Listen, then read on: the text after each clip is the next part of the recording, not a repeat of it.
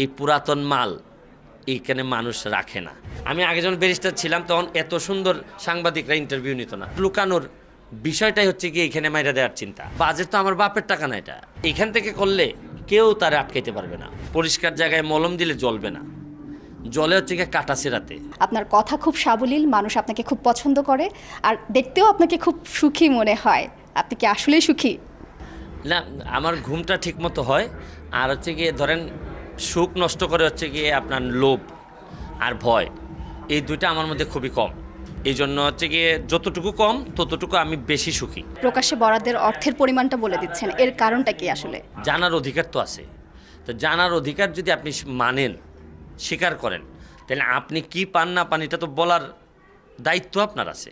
তা আমি এমপি হিসাবে আমাকে এত ভোট দিয়ে মানুষ আনছে, আর সোশ্যাল মিডিয়াতে আমি আগে যে সব কথা বলে আসছি, এটার ফলই তো পাইছি হচ্ছে কি এমপি নির্বাচনে।